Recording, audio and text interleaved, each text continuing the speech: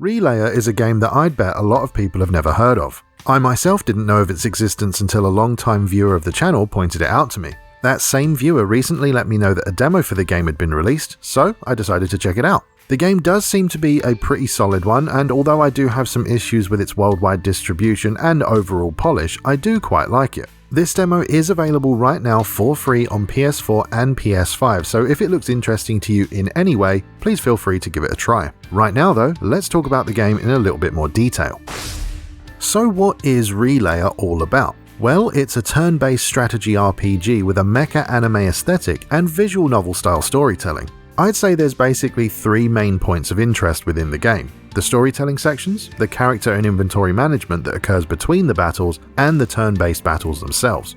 The easiest part of the game to show you first would be the narrative sections, which are presented in a visual novel format, with characters shown as 2D illustrations. The characters all have a hand-drawn look to them, they do move their mouths when they speak, and they have various poses that help you to understand what's going on within the scene. Not only that, but much to my surprise, the game features a full English dub as well as the original Japanese voices, so it is nice to have the option. The voices all seem perfectly fine to me, and none of them feel particularly bad or out of place, although there are some issues with volume.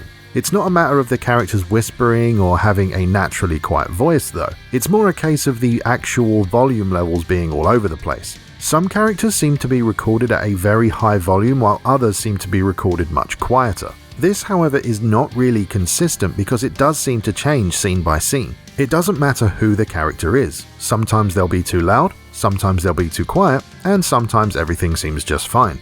It definitely is kind of odd to hear it, but it wasn't that big of a deal for me. It's not like it ruins the game or anything like that, but if I had to guess, I would assume that they did the English dub relatively cheaply and didn't spend too much time balancing the audio correctly. But you know, it's probably not as extreme as you'd imagine it to be, but it is kind of my job to point these things out, so it is what it is.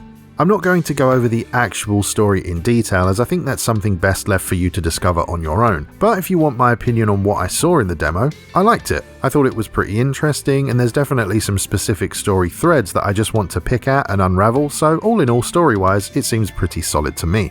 After around an hour of game time, when you've passed a few tutorials and got through the intro, you'll be given access to the various parts of the main ship. There's quite a few things you can do here, but for the sake of simplicity, you can buy and sell items, improve and customize your mechs, unlock abilities and passive buffs, as well as deploying into battle. When your characters level up during a battle, they earn job points which can be spent on that character's star cube to unlock new skills and permanent increases to various stats, things like HP, attack and defense. At a certain point, you can even unlock a different job entirely for that character, allowing you to pilot them in a manner that suits your strategy and your playstyle. Once you've unlocked all the nodes in the starting job, you'll master it and then be able to move on to intermediate jobs and expert jobs. You do have to finish mastering whichever job you've chosen before moving on though, so do keep that in mind. You'll also be able to trigger special scenes by talking to specific characters in certain locations, and from what I can tell, these are more for world building than any kind of actual gameplay mechanics. I don't believe that you can date any of the characters or form any kind of friendships that actually affect the game in any way.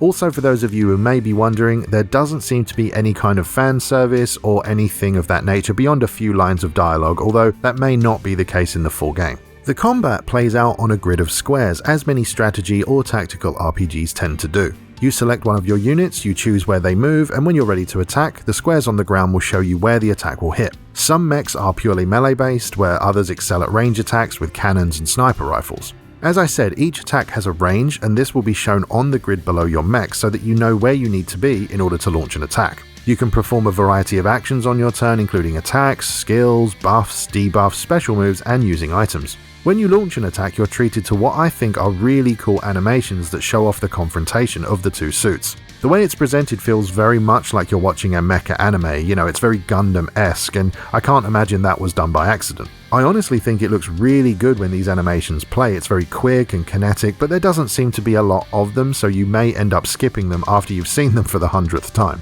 Although saying that, perhaps the full game has more variations, but as of right now, that remains to be seen.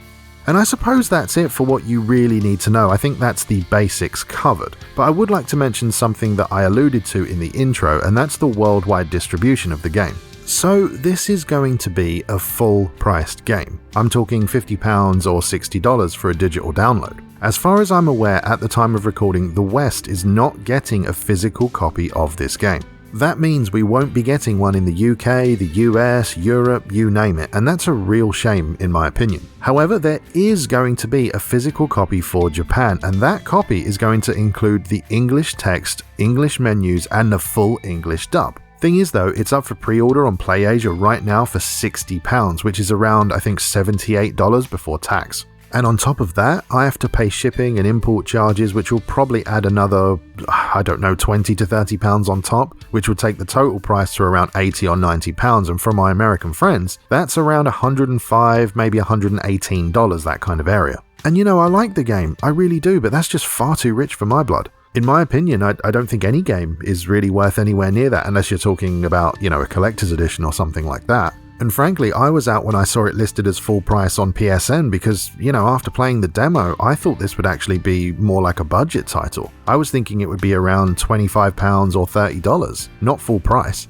I just think that if you're attempting to charge full price for a game like this, you should be releasing a physical copy. I just don't think there's an excuse for it. I don't know, maybe I'm mad or something, but again, I like the game. I genuinely think it's good, but I do think at the same time it's far too expensive for what it is. This is, of course, subjective and, you know, you may have a different opinion to me, and if you're willing to pay that price and you end up getting many hours of enjoyment out of it, then obviously it would have been worth it to you. For me though, I enjoyed my time with the demo, but I'm afraid I'm going to have to pass on the full release.